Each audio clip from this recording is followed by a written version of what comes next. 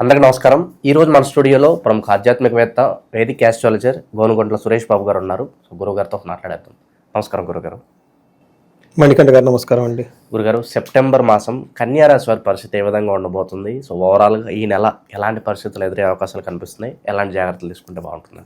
So మీరు జాగ్రత్తలు అడిగారు కాబట్టి కన్యా రాశి వాళ్ళు జాగ్రత్తగా ఉండాల్సిన మంత్ అని మనం చెప్పుకోవాలండి.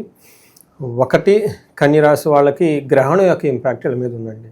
రెండోది, గ్రహాలు ఏవైతే మారుతూ ఉన్నాయో సెప్టెంబర్ మంత్లో 4 గ్రహాలు మారుతున్నాయి. ఏ గ్రహం కూడా వీళ్ళకి అనుకూలంగా లేదు.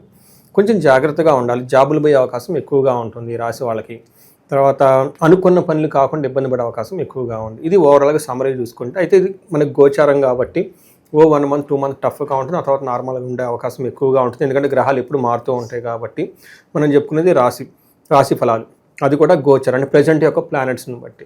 మనం వీళ్ళు ఇండివిజువల్గా జన్మ జాతకం చూపించుకుంటే చాలా చాలా మంచిది. అందులో మనకి ఇంకా ఏమైనా డౌట్స్ ఉన్నా, ఏదైనా ఉన్నా కానీ, ఎక్కడైనా స్టాగ్నేషన్ ఉన్నా, ప్రాబ్లం ఉన్నా మన వాళ్ళకి క్లారిటీ ఇవ్వచ్చు. మనం ఇందులో నక్షత్రం చూసుకుంటే కన్యా రాశి వాళ్ళకి ఉత్తర 2, 3, 4 పాదాలు, హస్త 1, 2, 3, 4 పాదాలు, చిత్త 1, 2 పాదాలు అంటే మనకి కన్యా రాశిలో ఉంటారు. పేరు బలం కనుక మనం చూసుకుంటే వీళ్ళకి టో, పా, పీ, పూ, షం, నా, టా, పే, పో లెటర్స్ అంతా మనకి కన్యా రాశిలో ఉంటారు. గ్రహాల యొక్క స్థితి కనుక మనం చూస్తే వీళ్ళకి శుక్రుడు 15వ తారీఖున సింహరాశిలో మారుతూ ఉన్నారండి. తర్వాత కన్యా రాశిలోకి సూర్యుడు, బుధుడు ఇద్దరు 17వ తారీఖు నుంచి మారుతూ ఉన్నారు. తర్వాత కుజుడు వచ్చేటప్పటికి వీళ్ళకి 13వ తారీఖున మారుతూ ఉన్నారండి తులారాశిలోకి. ఈ యొక్క గ్రహస్థితిని బట్టి చూస్తే మనం 13, 15, 17 తారీఖుల్లో గ్రహాలు మారుతూ ఉన్నాయి అనమాట. ఈ యొక్క గ్రహాలు కొన్ని అనుకూల పరిస్థితులని, కొన్ని ప్రతికూల పరిస్థితులను తీసుకొని వస్తూ ఉన్నాయి. అవి ఏంటో మనం చూద్దాం. ఫస్ట్ మనం చూసుకుంటే లఘు గోచారం, సూక్ష్మ గోచారం అన్న కాన్సెప్ట్లో మన మహర్షులు ఒక సమరీ లాగా, ఒక డాష్ బోర్డ్ లాగా ముందుగానే సింపుల్ వర్డ్స్లో అన్నీ చెప్పేయచ్చు. గ్రహాలు మారక ముందు ఎలా ఉంటుందంటే, ఎక్కడైతే ధనం కోల్పోవాలనుకుంటున్నారో ఆ ధనం కోల్పోకుండా ఆగిపోయే అవకాశం ఎక్కువగా ఉంది. ఇది ఎప్పుడు మనం కనుక చూసుకుంటే ఫస్ట్ 15 days. తర్వాత అవమానాలు ఎక్కడైతే జరగాలి అని అనుకుంటున్నారో అవమానం జరగకుండా ఆగిపోయే అవకాశం ఎక్కువగా ఉంటుంది. ధనం హాని, విపరీతంగా ధనం జరగాలి అని ఉన్న చోట హాని అయితే జరగదు. అంటే ఇలా చుట్టూ వెపన్స్ రెడీగా ఉన్నాయి, కానీ వీళ్ళ మీద ఏ గ్రహం కూడా వాళ్ళకి దగ్గరకు వచ్చేసి హిట్ చేసేంత ప్రభావం అయితే లేదు అని చెప్పుకోవాలి. అదే 15th తర్వాత, సెప్టెంబర్ 15 తర్వాత కనుక చూసుకుంటే స్థాన నాశనం అంటే పొజిషన్, వాళ్ళు ఏదైనా జాబ్ కానీ ఏదైనా ఉంటే కోల్పోయే అవకాశం ఎక్కువగా ఉంటుంది. చాలా కేర్ఫుల్గా ఉండాలి. రెండోది స్వస్థాన నాశనం, జాబ్ కోల్పోయే అవకాశం ఎక్కువగా ఉంటుంది. దీనితో పాటు గ్రహణం కూడా ఎఫెక్ట్ వీళ్ళ మీద ఎక్కువగా ఉండటంతో వీళ్ళకి ఎనర్జీ లెవెల్స్ చాలా లోగా ఉండే అవకాశం ఎక్కువగా ఉంది. చాలా కేర్ఫుల్గా ఉండాలి. గ్రహణాన్ని చాలా సద్వినియోగం చేసుకోవాల్సిన అవసరం అయితే చాలా ఉందండి. దీనితో పాటు ధనం విపరీతంగా లాస్ అయ్యే అవకాశం ఎక్కువగా ఉంది. ధనచ్ఛేదం, ప్రాపర్టీ లాస్, వెల్త్ లాస్, తర్వాత using the bad words, confusing words, ఇవన్నీ ఎక్కువ ఉండే అవకాశం ఎక్కువ ఉంది. తర్వాత అర్ధక్షయం, అగైన్ సంపదలు కోల్పోయే అవకాశం ఎక్కువ ఉంది. దీనితో పాటు అర్ధప్రాప్తం, ఎక్కడైతే వీళ్ళకి బాగా నమ్మకంగా ఏమండి రేపు మీ జేబులో రేపు డబ్బులు పడిపోతాయండి, రేపు మీ అకౌంట్లో 100% ఖచ్చితంగా డబ్బులు పడతాయి అని చెప్పేసి ఆ తర్వాత లడ్రాస్ అంటారు. ఈ టైప్ సిచ్యువేషన్ జరిగే అవకాశం ఎక్కువగా ఉంటుంది. ఇన్ సమరీ, ధనం విపరీతంగా కోల్పోయే అవకాశం ఎక్కువగా ఉంది. దీనితో పాటు వాళ్ళు ఏదైనా జాబ్లో ఉన్న, ఒక పొజిషన్లో ఉన్న, రాజకీయ నాయకులు ఏదైనా ఉంటే అది కోల్పోయే అవకాశం ఎక్కువగా ఉంది. కేర్ఫుల్గా ఉండాలి. 2, మారిన గ్రహం ఏది వీళ్ళకి అనుకూలంగా లేదు. ఇంకో దానితో పాటు గ్రహణం యొక్క ఎఫెక్ట్ వీళ్ళకి స్ట్రైట్ బాగా పడుతుంది. ఎందుకంటే గ్రహణం వీళ్ళ ప్లేస్లో నుంచి 6వ ప్లేస్లో లేకుంటే 8వ ప్లేస్లో పడుతూ ఉంటుంది. 8th హౌస్లో గ్రహణం లేదంటే 6వ ఇంట్లో గ్రహణం ఉండటంతో వీళ్ళకి అష్టకాలు అంటారు, అష్ట కష్టాలు వస్తాయి అని చెప్తూ ఉంటారు.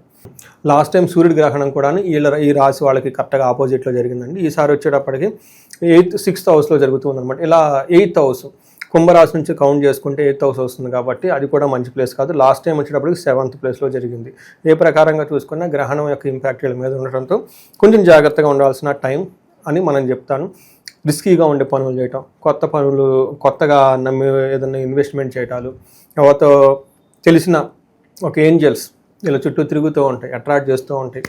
తర్వాత తెలిసేది అది ఏంజల్ కాదు, డేవిల్ అని చెప్పేసి. అందుకని ఈ టైంలో కొంచెం జాగ్రత్తగా ఉండాలి. కొత్త పనులు చేయకుండా సింపుల్గా ఆధ్యాత్మికంగా ఇంట్లో వాళ్ళతో, ఫ్యామిలీ మెంబర్తో చక్కగా కలిసి వాళ్ళకి టైం ఇచ్చుకుంటూ టైం స్పెండ్ చేస్తూ ఉంటే మనకి అట్ ద ఎండ్ ఎంత కష్టం వచ్చినా ఇంటికి వచ్చి సేద తీర్చుకోవాల్సిందే. అందుకని గృహలక్ష్మి అంటారు. గృహాన్ని జాగ్రత్తగా చూసుకోవాల్సిందే.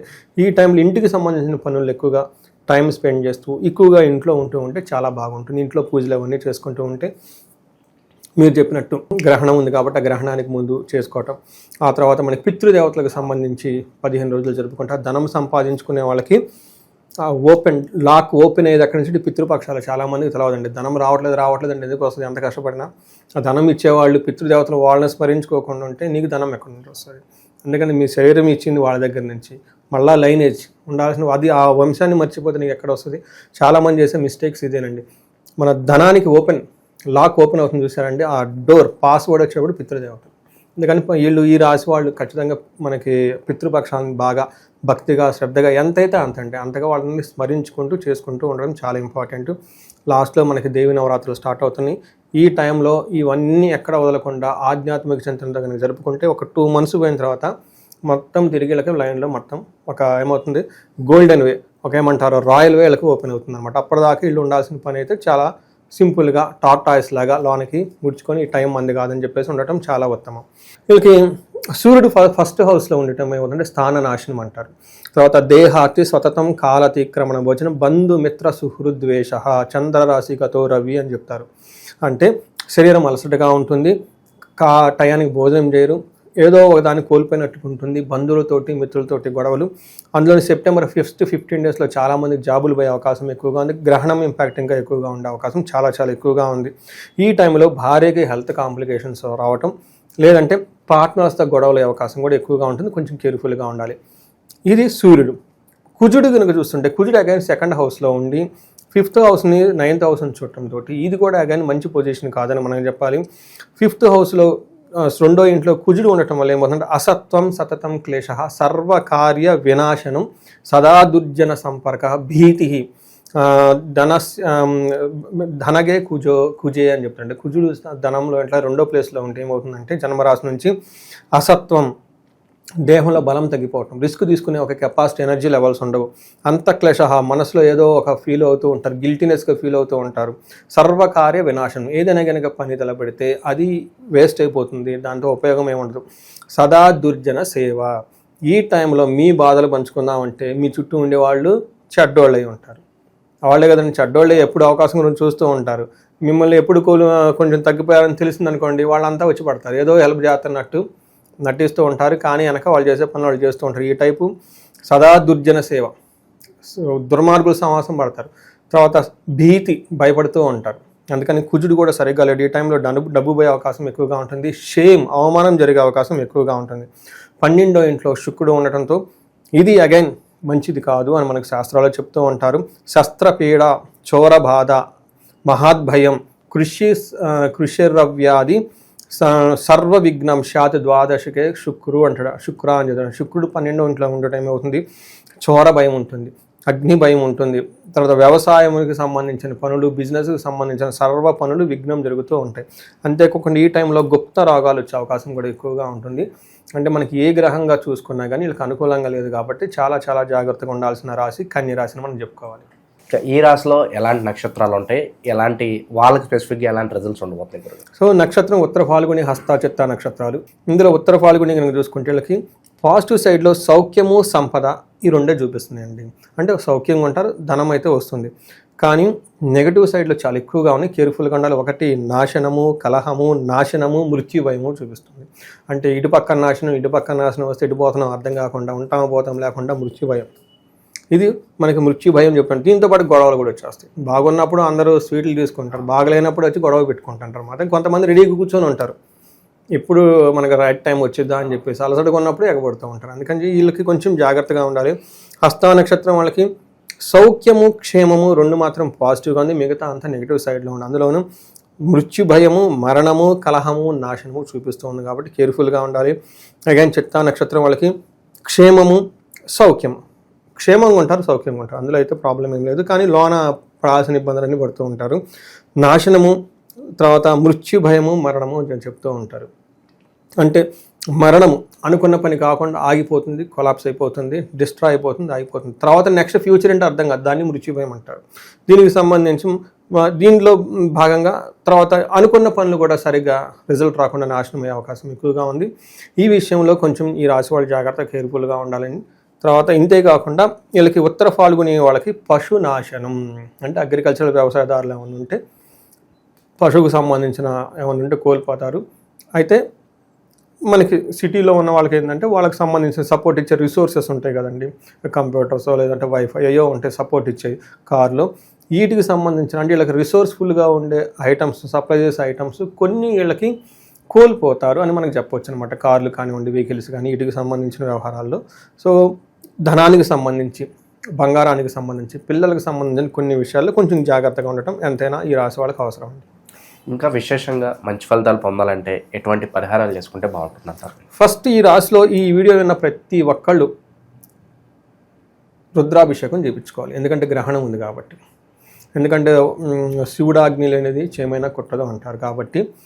రెండోది, ఇంకా కొంచెం మన దగ్గర డబ్బులు అనుకుంటే మన్యు పాశుపత అభిషేకం చేయించుకోవాలి, ఎందుకంటే ఆంజనేయ స్వామికి సంబంధించింది. దీనితో పాటు ఇండివిడ్యువల్గా వాళ్ళ యొక్క హారోస్కోప్ చెక్ చేసుకుని ఏ దశ భుక్తి నడుస్తుంది, అది అనుకూలంగా ఉందా ప్రతికూలంగా ఉందా, ఆ పర్టికులర్ గ్రహానికి జపాలు చేయించుకోవాలి. తర్వాత దానితో పాటు మనకి దశ మహావిద్యల్లో ఒక్కొక్క దేవత ఉంటుంది ఒక్కొక్క గ్రహానికి, దానికి సంబంధించిన పూజ కూడా చేయించుకుంటే అనవసరంగా వీళ్ళని ఇబ్బంది పెట్టేవాళ్ళు ఉంటే, కావాలని ఇబ్బందులు పెట్టేవాళ్ళంటే ఆ ఇబ్బందులను తొలగిపోతాయి. గ్రోత్ కావాలి, ఇంప్రూవ్మెంట్ కావాలి. పర్టికులర్ బిజినెస్ పీపుల్ ఎవరెవరు ఉన్నారో, మనీతో టర్న్ ఓవర్ ఎవరెవరికి ఉంటుందో వీళ్ళకి ధనం ఫ్లో రావడానికి కుబేర పాశుపత అభిషేకం, మహాలక్ష్మి విశేష హోమం అని ఉంటుంది. శీఘ్రంగా ధనం రావడానికి, ధనం పోగొట్టుకున్న వాళ్ళు మళ్ళీ ఆ ధనం తిరిగి వీళ్ళకి రావడానికి ఈ పూజల వరకు చేసుకోవాలి. ఇంకా కొన్నిసార్లు మా చుట్టూ ఏంటేంటో జరుగుతుంది మాకు అర్థం కాని పరిస్థితులు ఎవరైనా కనుక ఉంటే సుదర్శన హోమం చేయించుకోవాలి. వీళ్ళకి చుట్టూ మండలం ఉంటుంది, సుదర్శన చక్రం లాగా, విష్ణుమూర్తి సుదర్శన చక్రం లాగా ఈ సుదర్శన హోమం వీళ్ళని కాపాడుతూ ఉంటుంది. సో ఇది వచ్చేటప్పటికి మనకి పరిహారాల కింద మనం చెప్పుకోవాలి. కానీ కంపల్సరీ పరిహారాలు అయితే చేసుకోవాలి, ఆలయాలు దర్శించుకోవాలి, అభిషేకాలు చేయించుకోవాలి. ఆ రోజున పర్టికులర్గా గ్రహణం జరుగుతుంది కాబట్టి గ్రహణానికి సంబంధించి ఒక వీడియో మళ్ళీ మనం సపరేట్గా చేద్దాం, ఇన్ డీటెయిల్ ప్రొసీజ్ చేద్దాం ఎలా ఉంటే ఏంటని. బట్ ఏదైనా ఓం నమ శివ ఒక మంత్రం తీసుకొని, ఎనీథింగ్ మంత్రం, ఓం దుమ్ దుర్గా అని ఒక మంత్రం తీసుకొని, లేదంటే ఉగ్ర నరసింహస్వామికి సంబంధించిన మంత్రం ఏదైనా తీసుకొని, వాళ్ళకి ఇష్టమైన మంత్రం ఏదైనా గురువుల దగ్గర ఆల్రెడీ తీసుకొని ఉంటే గ్రహణం పట్టుకున్న దగ్గర నుంచి విడిచే వరకు ఆల్మోస్ట్ 2 hours 38 minutes ఏమో ఉంటుందండి duration. Evening time, night time 1:30 వరకు ఉంటుంది, ఆల్మోస్ట్ 10 o'clock నుంచి స్టార్ట్. ఈ టైంలో కనుక ఆ మంత్రం జపించి చాంట్ చేస్తూ ఉంటే, దానికి ముందు స్నానం చేయడం అంతా చేసి పూజ చేసుకున్న కనుక స్నానం చేస్తూ ఉంటే ఆ యొక్క మంత్ర సిద్ధి వస్తుంది అని మనకి శాస్త్రాలు వివరించారు. ఆ మంత్రం వీళ్ళకి శ్రీరామ రక్షలాగా కాపాడుతూ ఉంటుంది. ఏ మంత్ర అధిష్టానం అయితే వాళ్ళకి శాంతి ఇస్తుంది అని మనకి శాస్త్రాలు చెప్పారు. ఈ రాశి వాళ్ళు, వేరే వాళ్ళ గురించి వదిలేండి, మీ రాశి వాళ్ళు పర్టికులర్ ఎవరైతే కన్య రాశి వాళ్ళు ఉన్నారో వాళ్ళు కంపల్సరీ చేసుకోవడం చాలా చాలా చాలా ముఖ్యం. సో ఇంకా ఎవరైనా ఇండివిజువల్గా చూసుకుంటే మనకు కన్సల్ట్ అయితే వాళ్ళకి గైడెన్స్ ఇవ్వచ్చండి. సో సెప్టెంబర్ మాసంలో ఓవరాల్గా కన్యా రాశి వారి పరిస్థితి ఏ విధంగా ఉంటుంది, ఎలాంటి జాగ్రత్తలు తీసుకోవాలి, చాలా బాగా వివరించారు. ధన్యవాదాలు.